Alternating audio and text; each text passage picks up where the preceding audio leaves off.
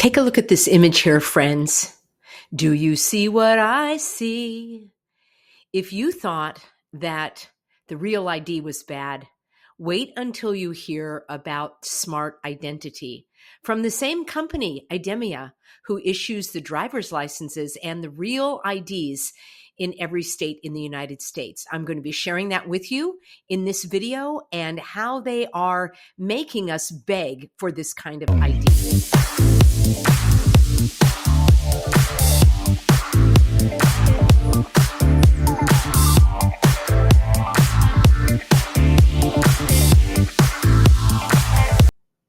Friends, before we go any further, I want to back up a little bit and talk about the way that we have been programmed to accept this. Have you noticed that everywhere you look, the media is blasting headlines about data breaches? So I have titled this Massive Data Breaches. Are they just a decoy?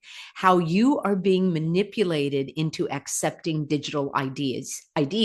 Now, we've been speaking about this, talking about the real ID. And today is actually May 7th, 2025. And we're already being told that, yes, you can fly without that real ID. And I have been covering this over the last several days, last several videos, so you can find out how to turn in your real ID. If your state still has regular driver's licenses, in Florida, they do not, unfortunately. They only have the real ID. But I wanted to also alert you to these headlines that could be stirring up fear so that we will become more accepting and willing of doing these digital IDs. Let me know if you think these headlines are being overblown. Let me know if you have been the victim of any kind of fraud. I just had one of my business cards canceled for the third time because this time somebody was trying to make a purchase in Baghdad, and I'm not buying anything in Baghdad. How about you? Now, before we go any further, I do want to thank the sponsor of this video. And listen, if you want to give them a call over at 877-646-537, this is noblegoldinvestments.com. You don't need any digital ID. You're going to speak to someone in the United States. They are going to pick up the phone. This is a family-run business. It's the only gold company that I trust. And their announcement is that retirement savings are out. And for many, the shock is real, meaning some accounts are down 20%. But gold was up over 30% last quarter. That is a 60% swing. And in retirement, that matters. Compare your Q1 statement to gold's performance and then give Noble Gold Investments a call.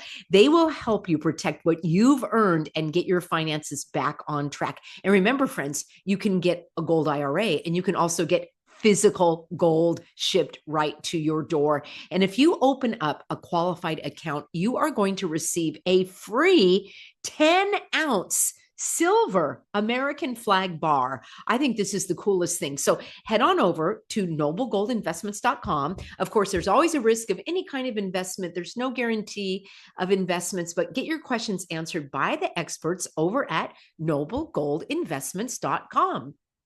Friends, I have noticed that these headlines are popping up all over the place. This was the latest frame grab that I did, and we heard about Goodwill and Sonrisa's dental health. Imagine 360 Data. That has a class action suit that was just settled. And I found out that there are tons of these data breaches in medical services, in insurance companies, in hospitals. And, I'm sure that some of these events are likely authentic, but could some of them be trumped up to feed into the narrative of moving us closer to digital IDs? And remember, I've got a whole playlist for you that I will link at the end of this video. But talking about the digital IDs and the real IDs put me in mind to consider these frequent stories that are pushed in the media about personal data being stolen. Now, for me, I just got an alert on my phone and in my email saying that there was a suspicious charge. In fact, there were several suspicious charges. So I have a fraud alert on that business card and everything got frozen because I ain't paying anybody in Baghdad, Iraq. So more and more people are getting frustrated about this, and they are becoming more willing and, dare I say, more eager to get these types of digital identities. Now, I clicked through at the Department of Health and Human Services. Yes, that is the department that Bob is heading up. And this is just a tiny snapshot of thousands of cases. I counted over 50 data breaches just in the last month alone. And that included over 5 million individuals affected. So these are just a few that I grabbed right off the top. Arizona Arthritis and Rheumatology Associates in Arizona, Sonrisas, I just showed you that, Dental Health in California, Family Christian Health Center in Illinois, Maximus in Virginia, Carlton County Public Health and Human Services in Minnesota, Prestonwood Baptist Church. It goes on and on and on and on.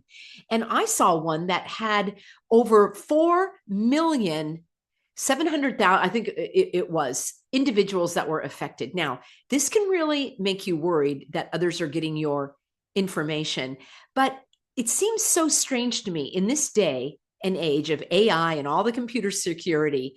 How can these data breaches be so frequent and so expansive, so far-reaching? Here on the California Blue Shield website, this just came out April 9th of this year.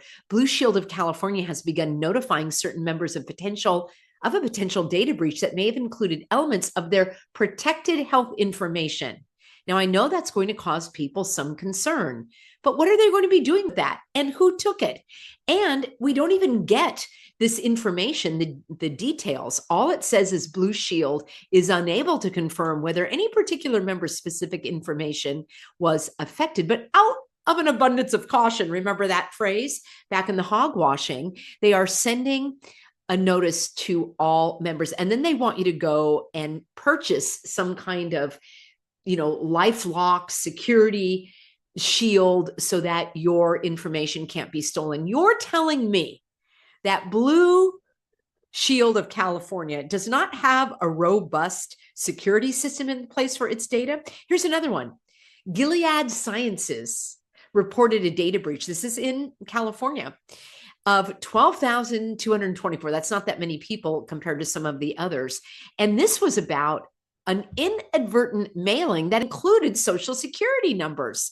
So yes, this can definitely strike fear with some people saying, I don't want my data being leaked. Now, I suppose you could say that these companies and the employees are so inept and their data security systems so flimsy that these links are authentic and they're not trumped up to make us, the regular everyday folk, afraid of our personal data information getting out there. No, of course not. The media and major corporations would never want to influence our behavior, and certainly not in such a way that would help us build our own digital prison. And certainly these nonstop data breaches are probably because of human error. Those dumb humans can't be trusted to do anything right. So the solution is bring on the AI. Robots are certainly far superior to we silly humans when it comes to things like data and security. It's not too far of a stretch to consider that in order to access your online bank account, your medical records, or your email, you know how you have to prove that I am not a robot? Well, it gets worse. Worst is worse than worse. I'm not talking about clicking on boxes with motorcycles in it. Let me know what you think about these, where you have to verify that you are not a robot, verify that you are human. Why don't the robots verify that they're not human? I would prefer that. So let me ask you this. Which boxes do you click on? It says select all squares with motorcycles. Well, how about this one here? It's got the motorcycle handles. This has the tire. This has most of the tire. Do I click on this one that has a little part of the tire? Do I click on the shadow of the motorcycle? Do I click on the motorcycle rider? Inquiring minds want to know. These captchas drive me bonkers. How about this one? Select all squares with motorcycles. And then you skip it if there are none. I do not see a motorcycle there. And what about this? Select all squares with traffic lights. Well, I would click in this upper left corner and below it, but am I supposed to click with that arm that's holding the traffic light up, that light pole? I don't know. Now, I was told that it's not so much which boxes you check, but if you are selecting the boxes as most humans would do.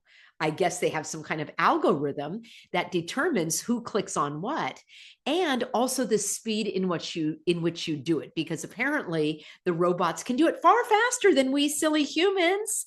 So imagine all these little hoops, and not so little hoops, that we have to jump through. They are so bizarre, so intrusive, so unnecessary, and probably so irritating that people will beg to do an iris scan or biometric facial reading just to get to the darn website and the info that they are seeking. And that, my friends, is just another example of how we are being quickly ushered into our digital prison. So imagine now you're trying to pay your bill online. You don't have to click on the motorcycles or the traffic light, but you have to smile for the camera, for safety and security and all of that. But now for some reason there's a glitch and you are not being recognized as you. No soup for you, as they said on the old Seinfeld show. No access and no human to sort it out for you. Yes, welcome to the world of superior intelligence. Computers that cannot think, and they can't, friends. They are not human, and they cannot reason, and they cannot even really solve your problem. If you've ever been shouting into your phone, agent, speak to an agent, customer service, speak to a representative, you know what I'm talking about.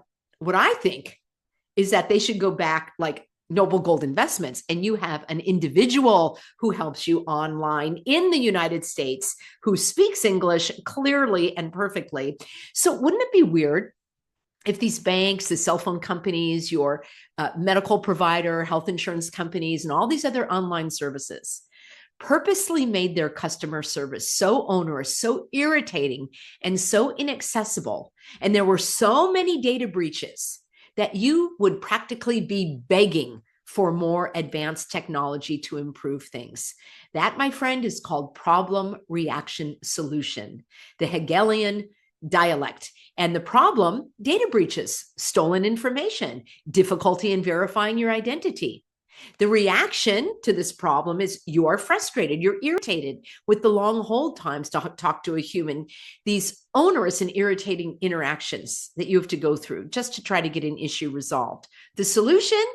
More AI, faster verification, more security, more safety, as we're told. Well, in a previous video, I exposed this company called IDEMIA. Some of you said, Peggy, if you spell that backwards, it looks like AI media. We could extrapolate that to say AI media. It's a strange name any way you look at it. And this is the French company that issues the driver's licenses basically in every state. And this is the company that is behind the Real ID and the TSA PreCheck. Well, they have solutions. They have solutions as well. They have something called a smart identity. This is different than your Real ID. This is a smart identity. And it's something called IDQR. That makes me think of, I don't know, IDQR. It's a laser engraved QR code embedded into polycarbonate identity documents. And here you have it. You know that this is on your passport if you have one, probably on the back of your driver's license. And it says, well, in fact, let me play this video for you and we'll take a look together.